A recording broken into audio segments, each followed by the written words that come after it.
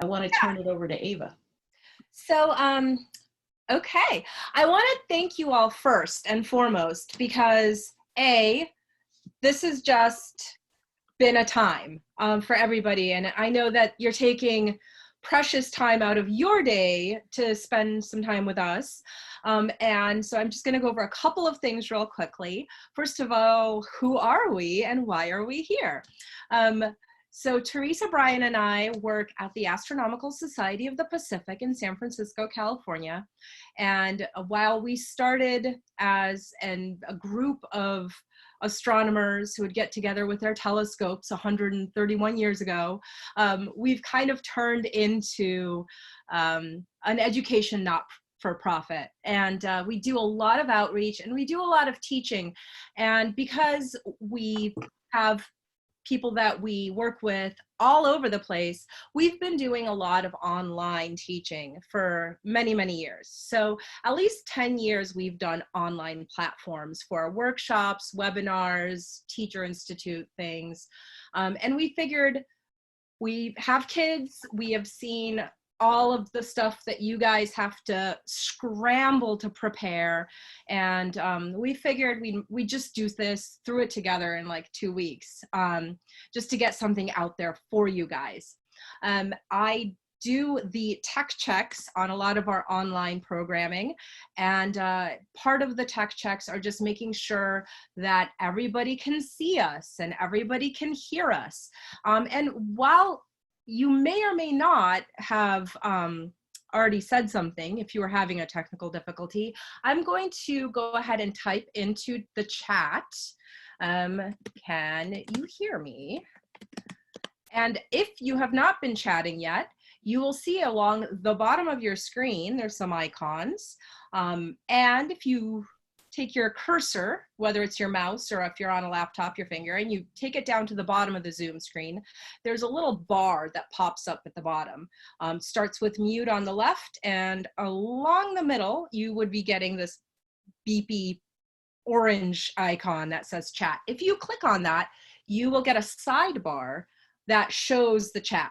Now, for many of you, this right now, we have 31 people logged on. You have about this many kids that you might have logged on. Maybe a little fewer, maybe a little more, but having everyone with their mics on trying to talk to you is going to get chaotic. So what we did is we had everyone on mute when you first came in, and we've been using the chat to kind of get the discussion rolling. And that's very helpful because you never miss something someone said when people are talking over each other, or if someone's mic is very low. It's a really great way to catch everything all your students say. So I just wanted to show you where that was. And then the other thing I wanted to show you before we move on is all the little rectangles where everyone who has a webcam on appears. You can hover over them, and if in the upper right hand corner, you can, you'll get a little ... You can mute yourself up there, you can get a little ... And that's where you rename yourself. And this is something that you might have your students do if they're using their parents' device and they have a different name, or it's their work organization. If they don't have a camera, for instance, or if they don't have their camera on, it's nice to be able to have people rename their first and last name, or whatever it is that you want them to have up there. So if you don't have your name up, which I think almost everybody does have their first and last name in that little section, you can practice by going up there, selecting rename, and then, putting your first name and maybe your last initial, or if your last name's already up there, that's fine too. And now that we've done the little bit of housekeeping we needed to do, I'll go ahead and turn it over to my colleague, Brian. Great, thank you, Ava. So just a couple of quick comments about security. I know that that's been a great concern that a great many people have had, and a number of you in the little survey when you registered for this also indicated that security was one of the things. The waiting room that you are in is something that's brand new, just since Monday. It's been there, and so we're still getting used to that, and that's something that's brand new, so you can see who it is that's waiting around to come in. Also, all meetings are password protected, and so you had to enter a password You know, I don't know what it looked like for you guys because I haven't been on that side. And so it would be interesting at some point to find out whether or not that was relatively seamless and how that went for you as far as signing in with the password. One of the other recommendations that they use, if you do have a Zoom account, that if you do have a Zoom account, that you will also have a personal meeting room that you can use for just meetings on spur of the moment sorts of meetings. And those are really great, but those are less secure. And so if you're doing a meeting or a teaching or class with a lot of students, go into your system and create a unique meeting. It will create a unique identifier for the meeting, and it will create a unique password for the meeting, customized for that meeting, and then use that link to send out to everyone that you anticipate having in your class, rather than using your personal meeting room. And so that's one of the ways in which Zoom is addressing the security issues that they've had. We've been using Zoom for, I don't know, 5-6 years, something like that, ever since it came out, and we've never had a problem. But then again, you know, it's all of a sudden they have 200 million people wanting to use it every day, and before it was far less than that. So it's kind of a unique situation now. So if something comes up later on, then we can ask. So let's see, do we have any comments, Ava, in the chat about that? I saw one person say that waiting room was a feature that was there before, and I do remember using it before, but now it is the default. They've moved that up to the default, and you can turn it off as you create the meeting and start it. I also saw Denise had mentioned that they disabled rename because of the Zoom bombers. So obviously you don't have to use it if you feel like that's a heightened measure of security. And password protected meetings allow direct access with the link, and it's just the URL is twice as long as non-password protected. And someone said that they did not need a password to join this meeting. So I'm very curious because I did send one out, but maybe if you already had a pre-existing Zoom account and you use it for your org, they override that. If you get a link sent to you that has the password that's directly to you, then you can click on that link in the email and it goes. So anyone I had emailed, I suppose you would have been able to do this. Well, it's obvious that we're learning all about this new security too. So it's, you know, just being a veteran user, you know, they change things. And so, you know, thanks for that. That's, I learned something here. I always like that. All right, so a little bit of funness here. So I'm going to switch cameras. One of the things that actually, yeah, I'm not going to show you that because then I've got it all set up. So a lot of times when I'm doing workshops, I like to use a 2-camera setup. So I've got the FaceTime camera that's embedded in the Power Mac that I'm using here. And so I have a second camera that I have set up. I've seen some people use their phones, the camera in their phone, as a second camera for this. And this way you don't have to fiddle around with picking up the camera and having to move it, and it's rather awkward. And so what I'm going to do here is I've got a pie plate. And so what I'm going to do with the pie plate, and this is some things that you can use out of that your students may have at home. So I have, because it's a clear pie plate, if you have a white dish, that's even better. But I had to put a white piece of paper here underneath it. And then I'm going to put some water in here. And so maybe about that much water should do. And so I've got this water. And so now what I'm going to do is I'm going to take some pepper. And so I'm going to sprinkle some pepper on here. You know, do quite a lot here, just so it looks good. So let's see how that does. So now what I've got in this is I'm going to take, I've got a little bit of dish liquid, and I'm going to put a little bit of dish liquid on the end of a toothpick. Now what I'm going to do is I'm going to take this and I'm going to touch it to the very middle of this.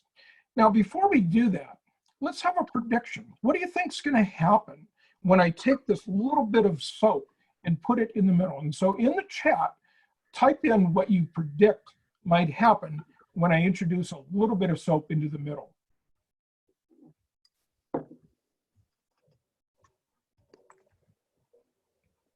I'm seeing Pepper's going to run away from the soap. The Pepper is scared of being clean. Yeah, sinking Pepper. Pepper goes to the sides. Pepper disperse from the soap, travel towards the edge.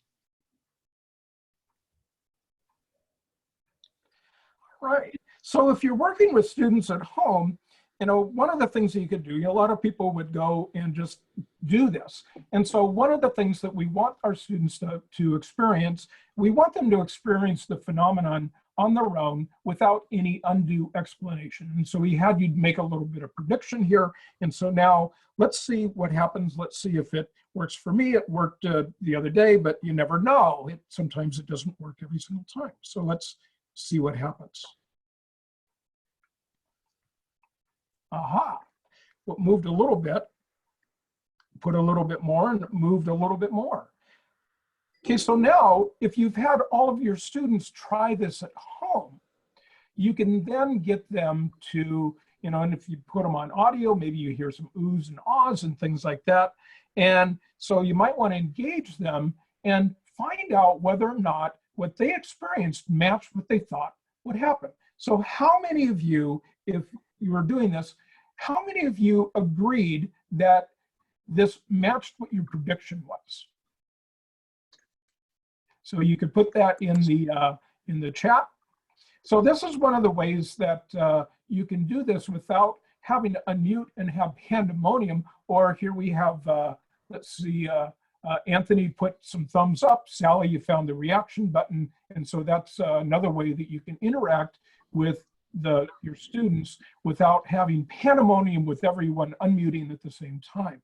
And so you can engage in some discourse with your students regarding utilizing the chat. So this is something that happened. And then what you can do is you can have them explore some aspects of the phenomena. Why is it that we have this phenomena? And so in a moment here, I'm going to open that up for you. But I was curious, and I haven't done this before. And so I ended up with a little bit smaller dish this time. And so now I've got a really white dish. I'm going to put a little bit more water in here. You know, maybe not everyone has pepper, but I was curious whether or not other substances would work as well. And maybe your students might have this question, you know, if you're doing some good inquiry and you're engaging in science practices, then your students are going to hopefully come up with some additional questions about the phenomena. Well, other materials work. And so here I've got some cinnamon. You know, Jeff, that's a really great question. What does it have to do with astronomy? Right now, probably, you know, maybe not a direct connection with astronomy, but that's certainly something that we can explore. So what we're doing is we're kind of starting off with what we used to call an anticipatory set. It might be what, if you've been through the exploratorium, they call it a provocación. And so you have this introductory activity to hopefully get your students thinking about things. So I'm going to take a little bit of cinnamon, and I'm going to put some cinnamon on here and see if we end up with the same sort of thing happening. So what do you think? Let's make a prediction. How many people think that the cinnamon is going to have the same effect as pepper?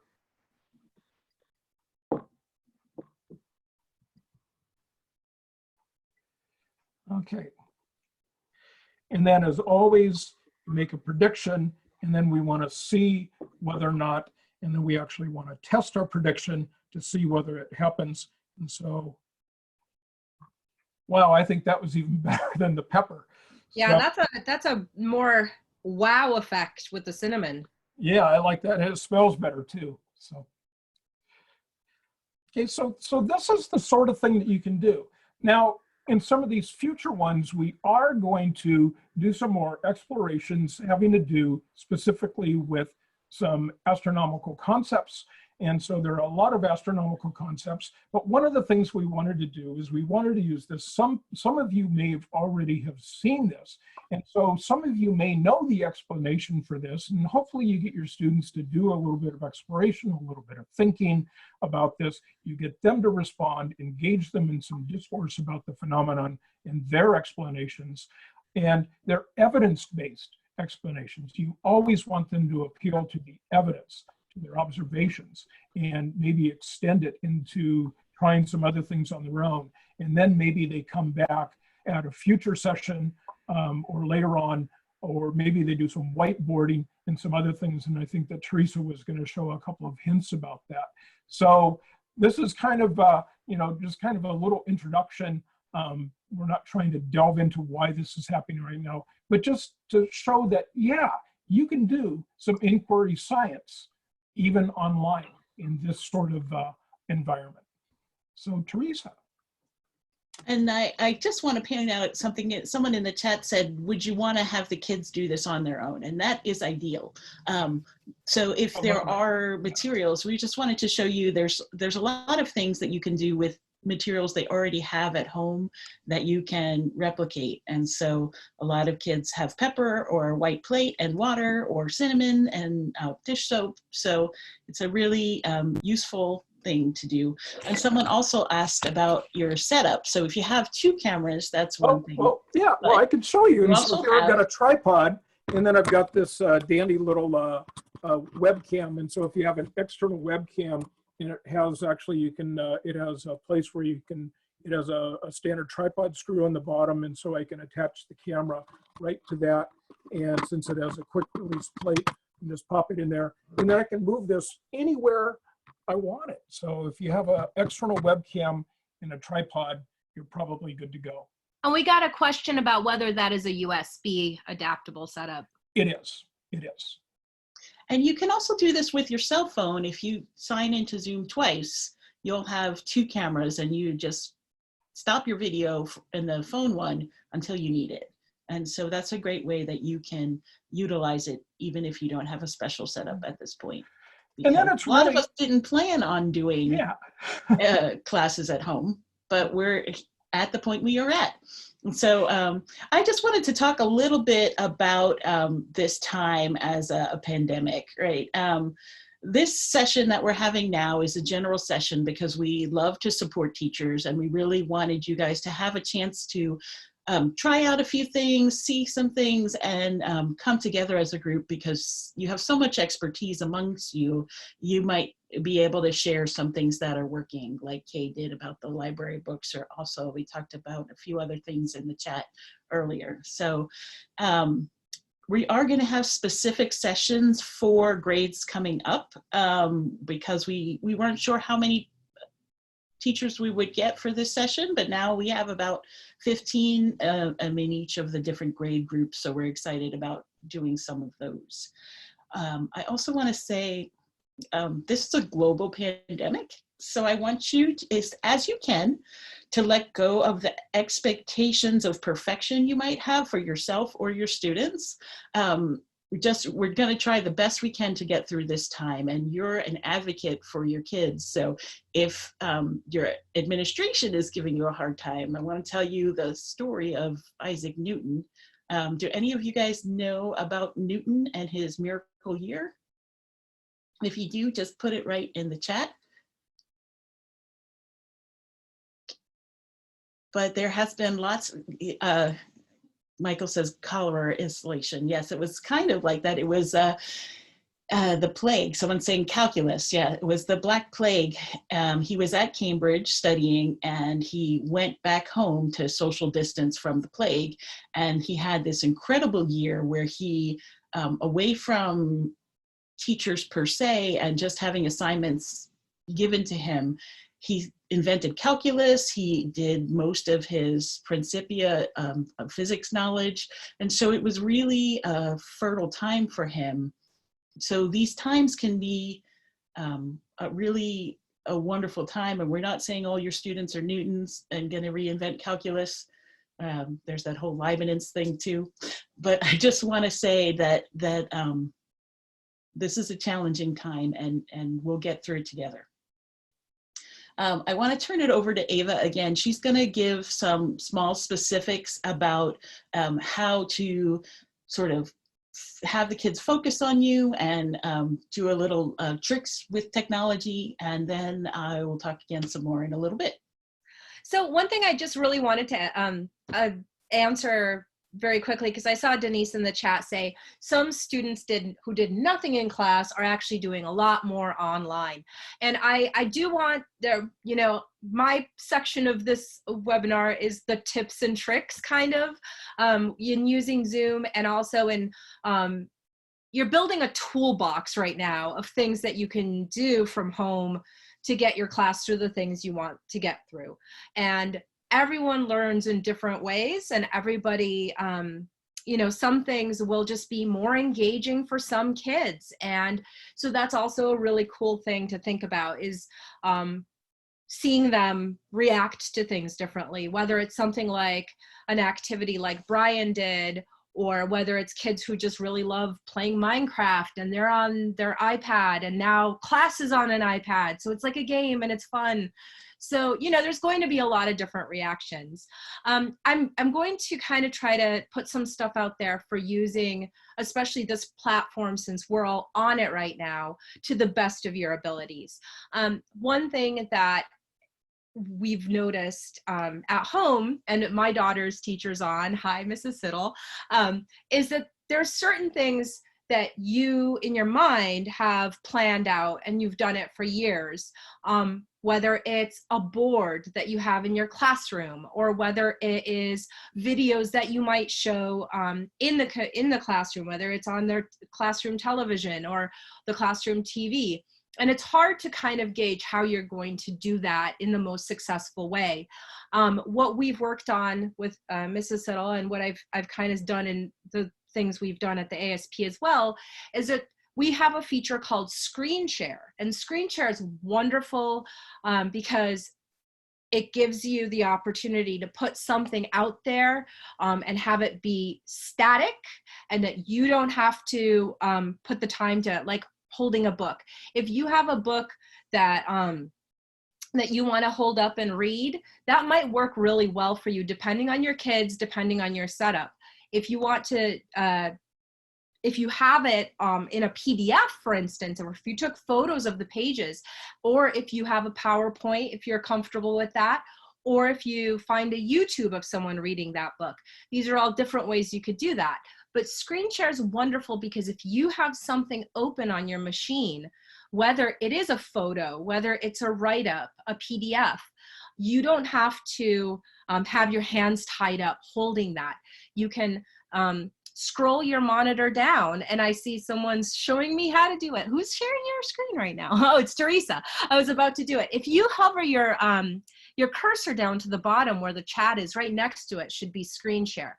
And the quick tip while I have you guys here that I always want to talk about is that you'll get all your options. And whether it's your browser, it might say share Chrome browser, and that's got 75 tabs open, and your emails that you're doing with your colleagues and your coworkers. Or you can screen share just the one thing that you want to open, just the one tab. You have to kind of look and see, which of these things am I sharing? How is it open? Is it open real big? Is it cutting anything off? So there's a little bit of setup before you log in, before you get your Zoom. So I always like to get my screen behind my Zoom sort of ready to flow through the 20 minutes, half an hour, hour that you're going to have with your audience. So it's really easy to just go down there, get the screen share, pull it up, and show what you're going to show. So that's the first thing.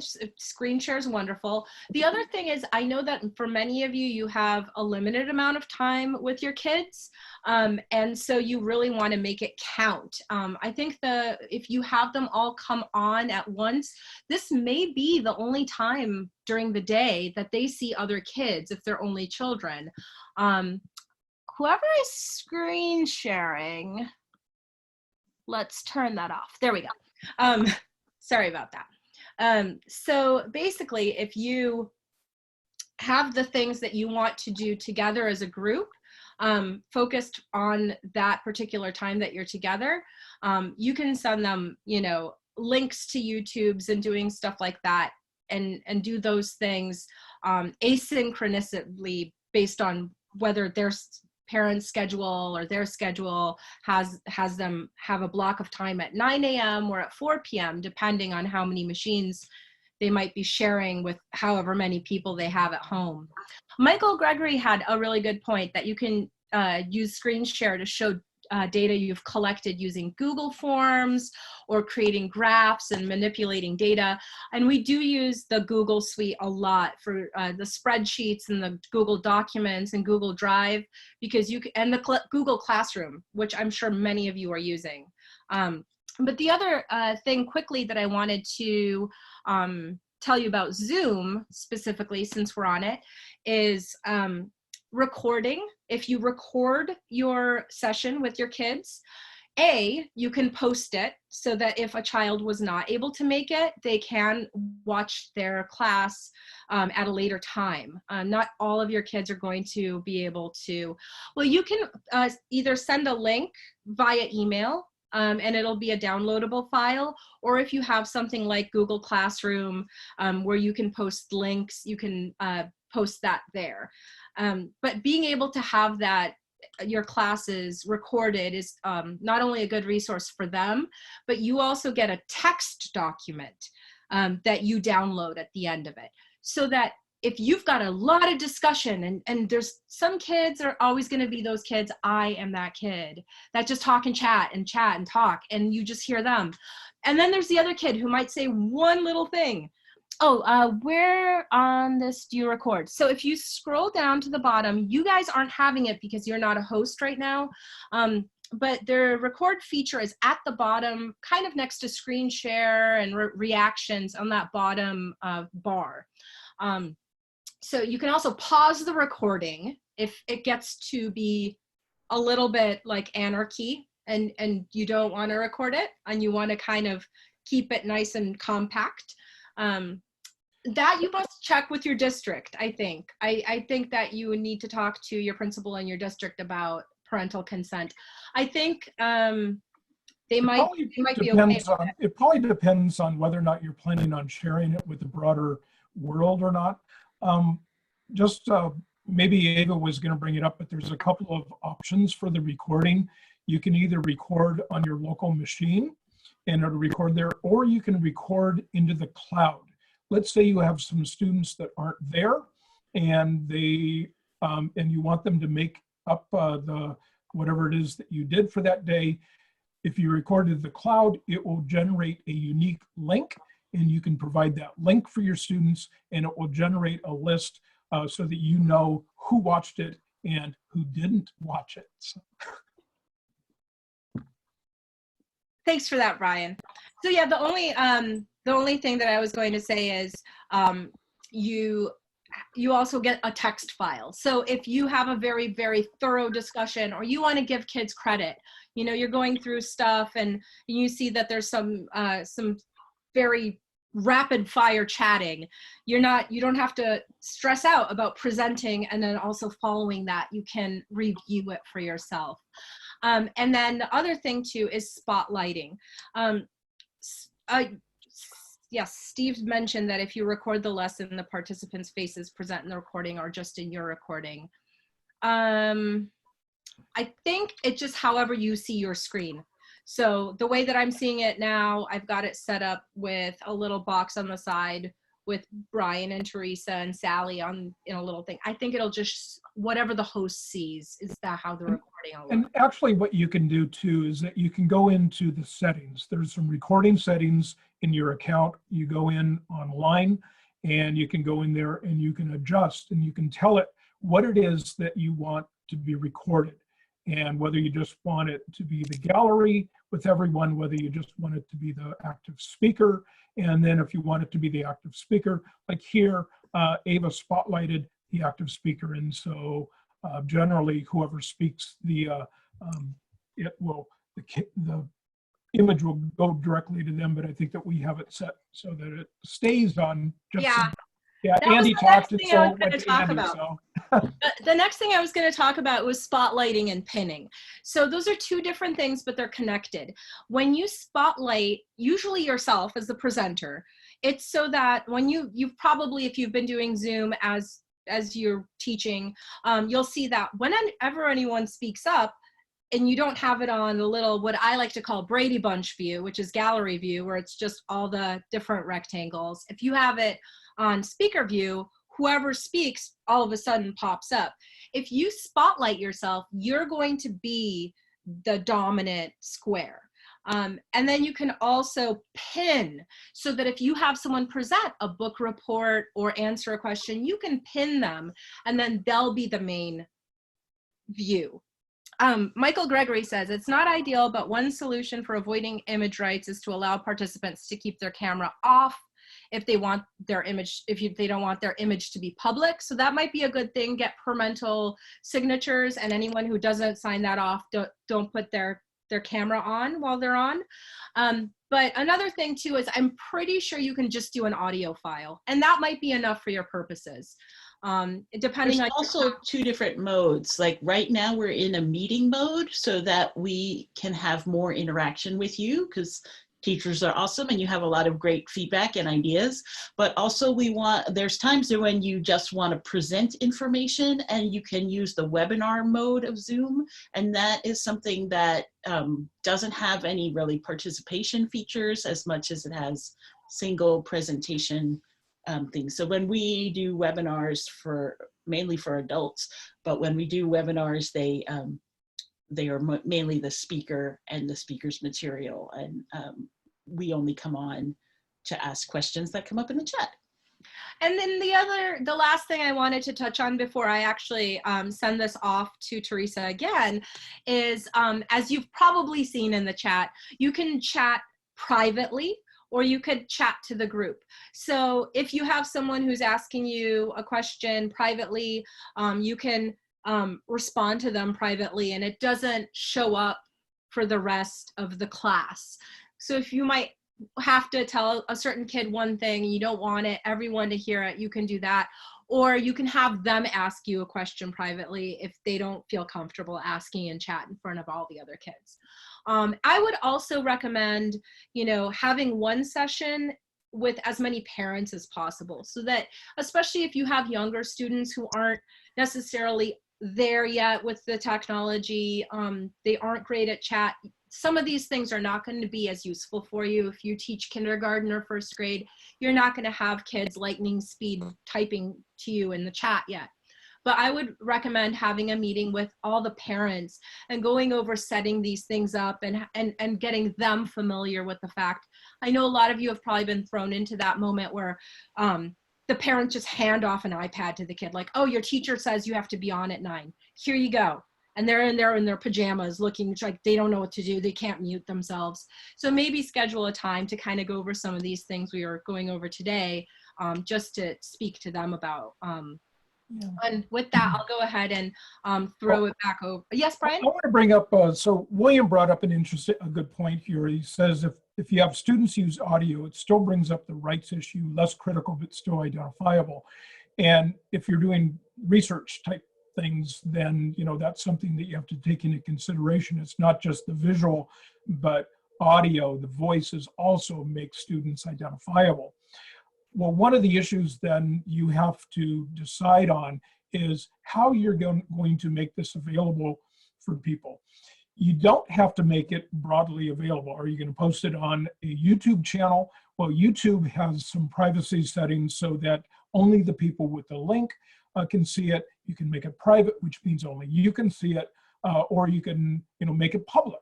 And as long as you're not making it public, and I'm not, I don't know all the rules and all the laws about this, but I think that as long as you're not publishing it and making it so that anyone can come in, then it's okay. If it's only for the exclusive use of your class, where all of the students would be seeing each other on a regular basis if you were together, then, I think that you're probably okay. But I'm not a lawyer, but Ava is, so.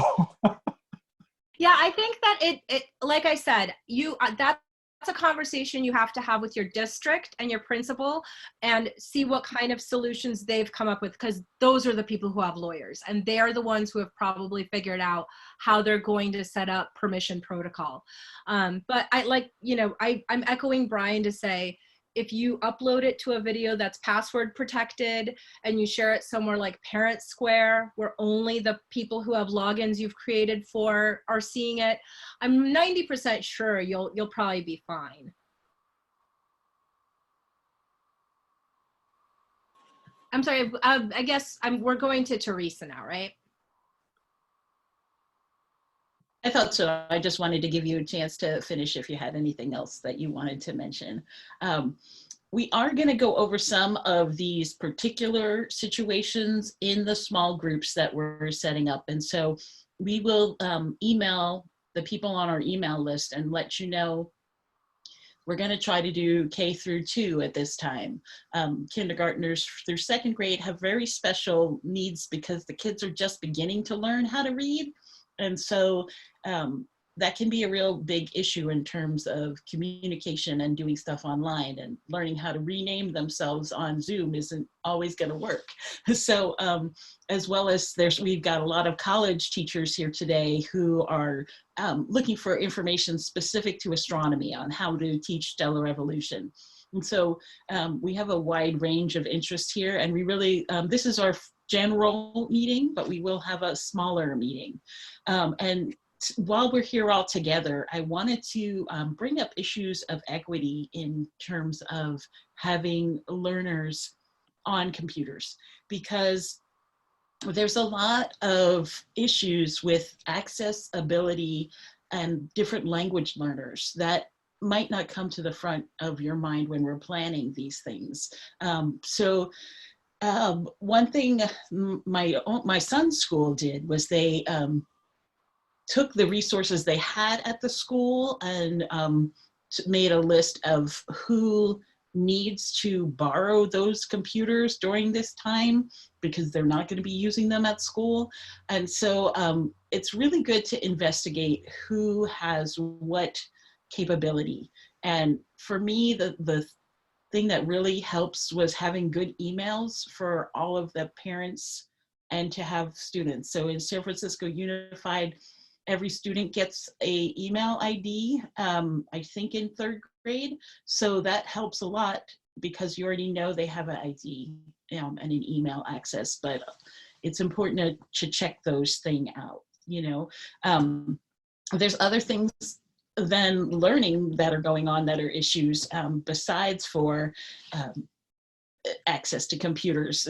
They might have siblings, like maybe they have an infant in their home, or the parents are needing to work and use those work computers. People in their family might have health issues at this time. There's a lot of general anxiety going on with children.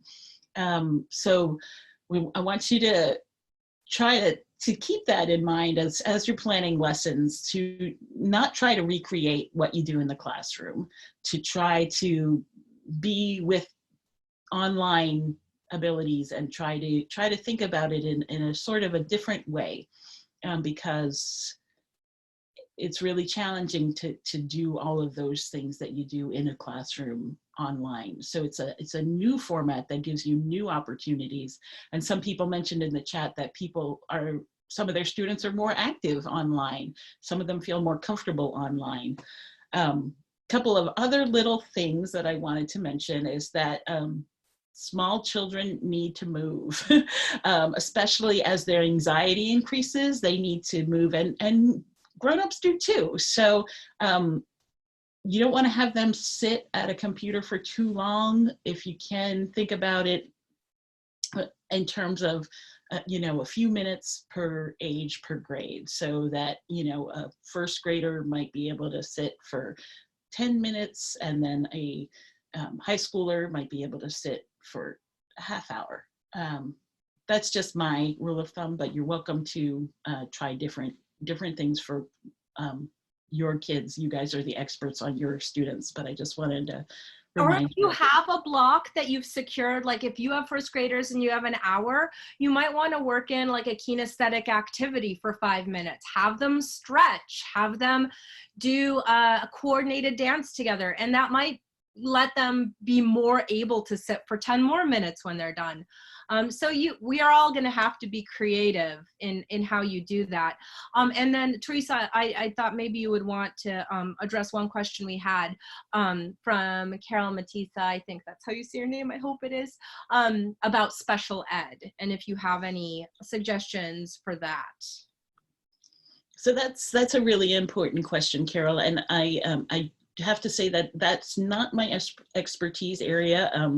Yeah, but I do think that there are a lot of special ed issues that are coming up, and maybe we should have that be a specific section, another session. But there are, I mean, I know that there's inclusion websites where you can learn about specific ways to adjust for different groups. So maybe I can send some of those URLs around to our email group. I also see that Anthony said he has a survey about tech access that he sent around to his students and he could share it. So Anthony Mendoza, if you can send that to us. So again, I'll send out any special ed resources I can find. And then if you have special needs that you want to share with the group, just let us know.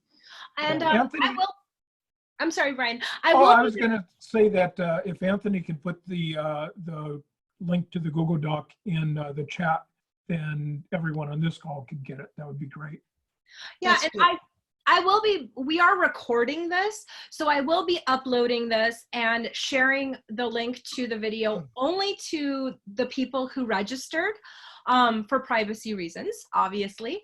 And I will put in the comments section of the video resources that we did not have time to go over today. So any of the PDFs that Zoom has regarding using some of these features, so that you can kind of look at those as well when you have more time, or if you find the need a little later on, you could revisit the video or you can look at those links. So any links that I get from anyone, I'll try to add those in as well. And thank you for sharing your resources. That's a really, really great. And I'm going to open it up to you guys for questions and resources in just a minute. But I want to mention one last thing that we learned a lot about when we're doing online learning, is that when you ask a question, you know, in the classroom, you have to wait a little bit to have people hear the question, respond, and to figure out what they want to say. So online, it takes even longer because they're typing, they're figuring out which way to do it. So definitely use those techniques you learned when you were in school about counting to 10 or 15 or 20 to just give the students a chance to absorb what you're asking and have those wheels turn and then be able to put something out, because that will really help you have more interaction and more successful engagement. One of the things that was kind of interesting, a couple of weeks ago, somebody posted that with us all being sequestered, we should all become Mark Watney. And so if we remember the communication challenges that, you know, if you don't know who he is, he's the guy who was stuck on Mars and was the astronaut in The Martian. And he had various communication challenges of the time delay. And so if we kind of think about that, all of our students are Mark Watneys and they have to be very self-sufficient, and communication isn't always going to be the easiest.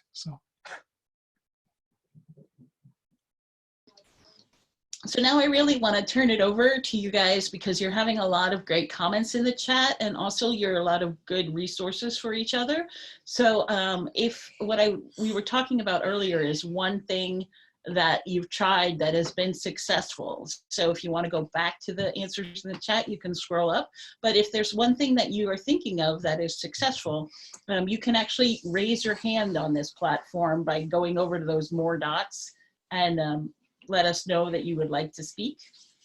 And we can unmute you if you need to, or you can just unmute and let us know.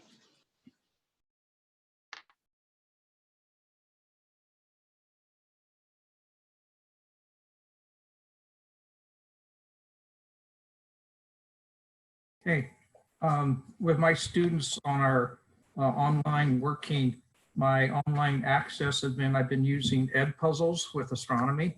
And I like the Edpuzzles because I can look through them, and a lot of teachers have already done the work of doing a video and embedding questions in the video. So the students have to go through the video and answer the questions, which feeds directly into my ABI grading system, which goes really nicely that way. The videos are usually anywhere from 3 to 7 minutes long. And then Khan Academy has been really good in all sorts of areas. So I like using Khan Academy. Okay. Yeah, we got a comment that Sally loves Edpuzzle. Is that the same as TED Ed?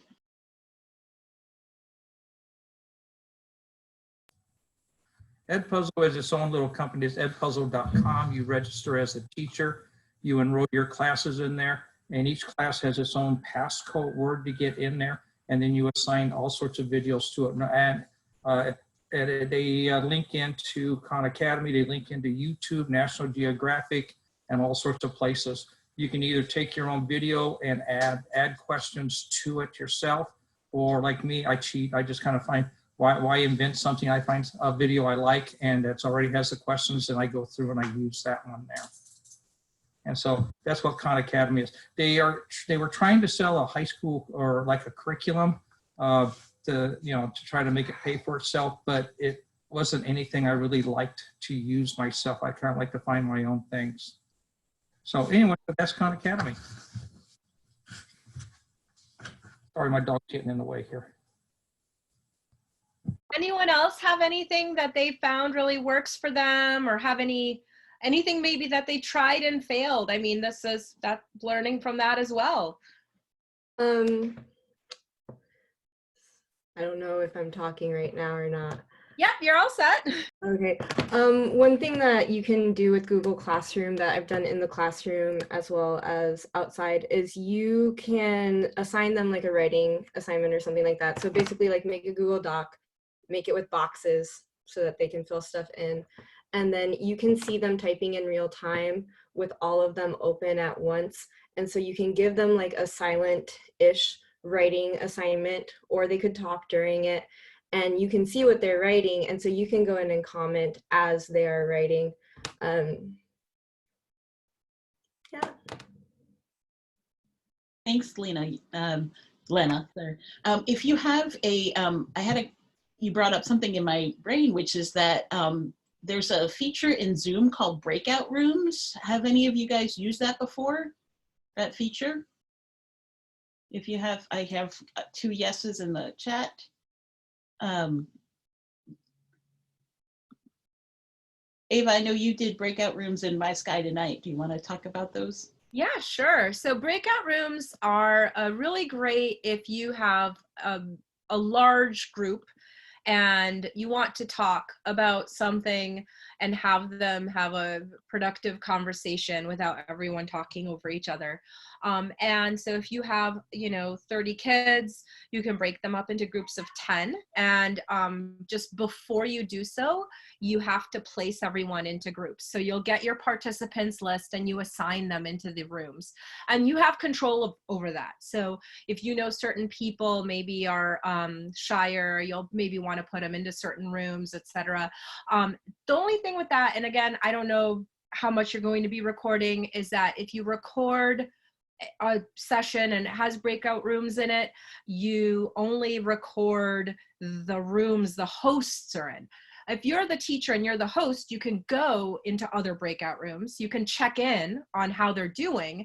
So for instance, if you're giving them 15 minutes on something to discuss something, you might not want to use your time in one room and then leave the other 2 alone, so you can kind of go back and forth. The only problem is the recording will travel with you. So keep that in mind if you do plan on using recording. And it's a really nice feature. I don't know necessarily how if you could do like 2 people in one room and 12 in another, I think it's fine. I haven't done it that way. I've tended to break them up evenly, but you know, that's a thing to experiment with as well. And Michael Gregory put in the chat that it's important to cycle between the rooms often. Students get lonely when they don't see you for a while. And just like in the classroom, when you have group work, some groups can go off the rails if they don't see you. So check in with them. Yeah. I also see William Katzman says, Anita, I saw that with a viral video. Personally, I don't like it. Oh, about the soap using that example that Brian did. To explain about hand washing. Yeah. Yes, okay, and Jeff is putting in the chat that he's in an impoverished area and it has a wide range of students in his class. Any ideas about how he can start the class? Jeff, are you talking about access to technology or different levels of learning or both? Do you want to just unmute yourself by scrolling along the bottom and letting us know what your particular concern is? I think I unmuted you, Jeff. All right, let me see. I've tried to unmute you.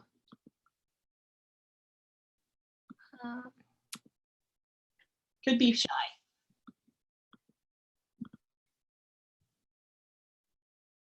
Or you can just type if you'd like. Yeah, there are a lot. Sally put in the chat that there's KQED Learn. It's an excellent resource. NSTA is coming out with daily lessons for people, as is MLB, if you're teaching physics. We're also ASP is making a series of astronomy at home resources. They're going to be evergreen, not just about COVID-19. As a matter of fact, on Monday, we're reading a children's book at 11. So next week, Monday at 11, if you want to join us for children's stories. Yeah, Jeff noted that he doesn't have a microphone, which is, you know, even teachers, there's a wide variety of different technology that teachers have available to them. And so students are much the same with a variety of different tools at their disposal. Yeah, he said that colleges are supplying the laptops.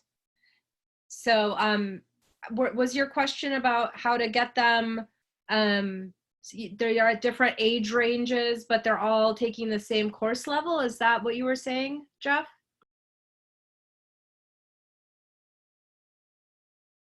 Yes. So Teresa, how would you address taking a college level class where you've got all sorts of different level learners taking the course together? I don't think you were talking about college level students. Yes, that the college is just supplying the laptops. But it's very similar to being in the classroom and having different learners with different ability. Yeah, college levels 4 to 12th grade. Yeah, so that's a big age range. At least they all can read and write, which is a big plus for typing and interacting online. But that's a huge range span. I'm going to turn that over to Brian because he is. That's a huge range span, and I'm not even sure that we can necessarily assume that they can all read or write either. And so, you know, that's something that, you know, you have to find out. Not only is there a huge age range, but there might be a huge ability range. And the needs of a 4th grader are so different than the needs of a 12th grader, you know, socially, cognitively, emotionally, that, you know, how do you, you know, that's, I'm not sure that I know what it is. I had a difficult enough time with 38th graders, let alone, you know, if you mixed in from all kinds of different grades. Of course, I guess 8th graders, they're kind of a mix of all kinds of different abilities, and especially emotionally and physically at that point. But I digress. The only thing I can offer to you is to try to separate them into groups by ability. Even if you have a 4th grader with a 12th grader and they're both learning a certain skill, try to connect the people who are in the same skill range. If And it's, maybe offer sort of like a buffet style with, you know, they can try different things. And if they're finding one too challenging, step them down. And if they're finding one not challenging enough, offer them the other ones. I think that probably in your case may be the only way to do it. and I know you're all at home. We're all at home, Jeff. But there are those breakout rooms, and that can help. Or you can do different sessions, like do the one kid's at 9:30 and one group at 10. And I don't know. That's just my free form answer. Yeah, everyone's students are in their homes right now, so it's a tricky time. But breakout rooms or different times doing the same session. Anyone else? Because we have a great range of teachers here. If anybody else has other ideas, I'd be happy to hear from go ahead, Michael.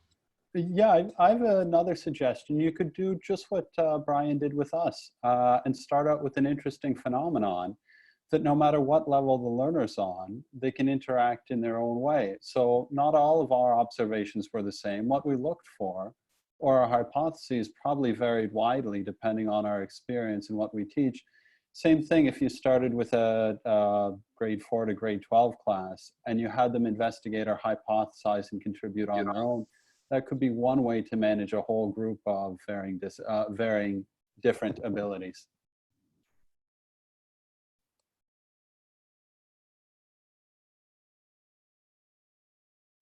Thank you, Michael. That's a really good point. Anyone else who would like to mention anything? I saw the Anthony put his tech access survey link in the chat if people are interested in looking at that. Now can I jump in again to show a screen share of data graphing with Google Forms, because it might be a neat strategy? Yeah, that sounds great. Why don't you go ahead and do that?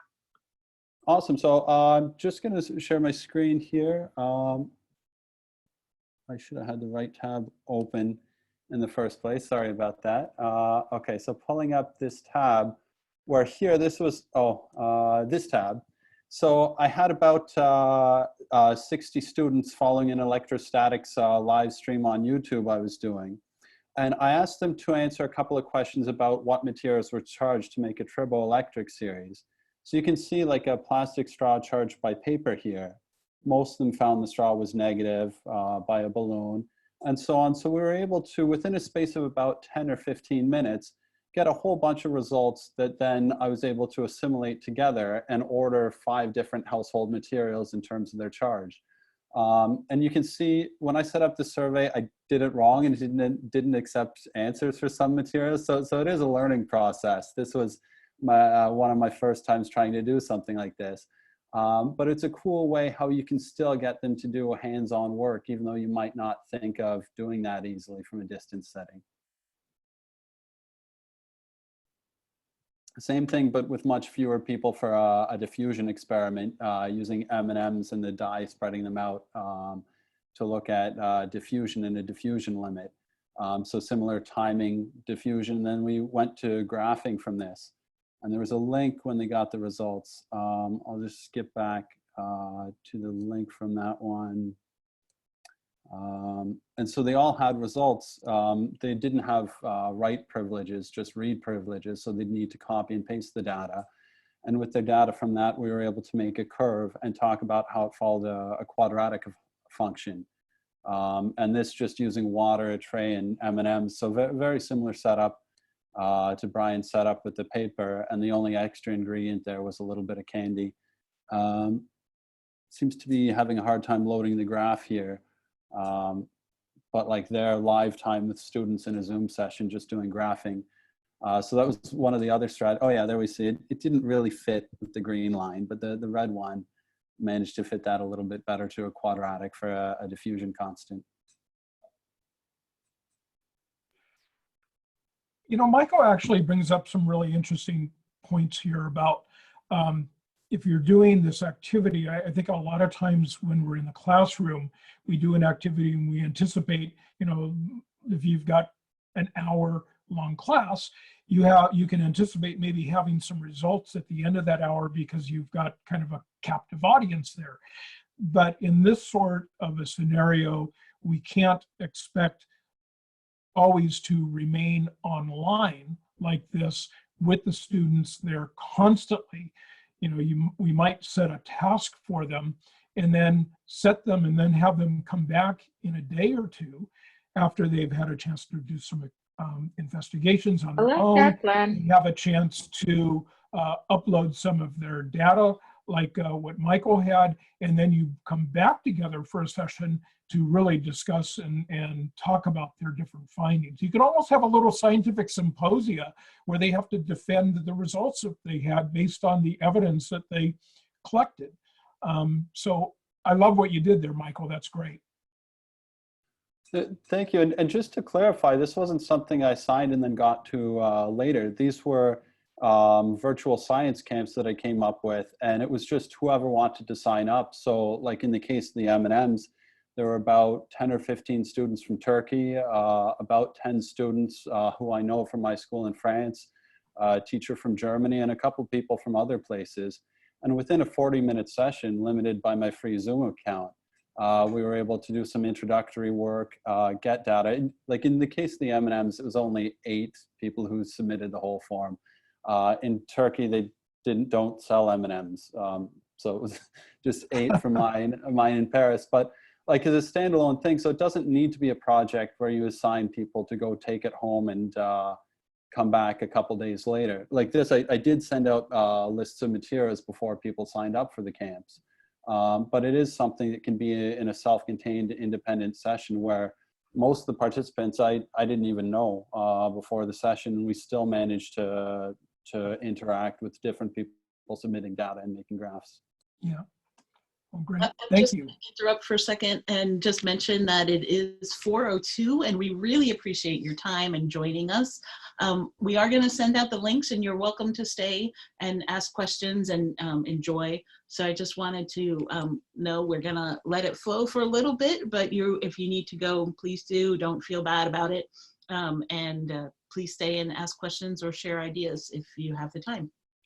And I came up with something. I know that earlier somebody was wondering what the little demo with the cinnamon and the pepper had to do with space, and so I came up with this. If I can find it, and so I found this. This is pretty cool.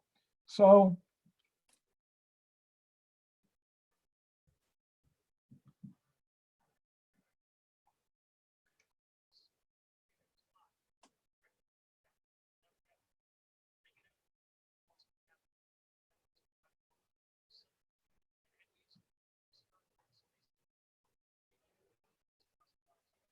Brian, there's no audio.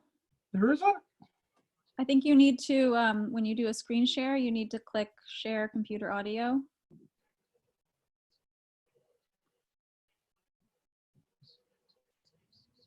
Huh.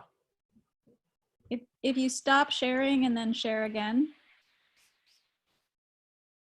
and before you click share, there's a little box in the lower left that says share computer audio. No, I thought I had that.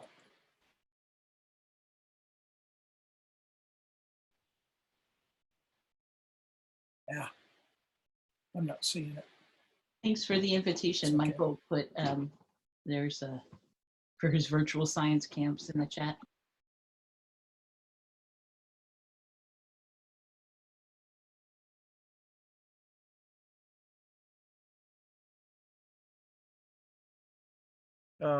Just checking in here. I try to send that link. I don't know. I'm not very tech savvy, so I'm not sure how to share that link.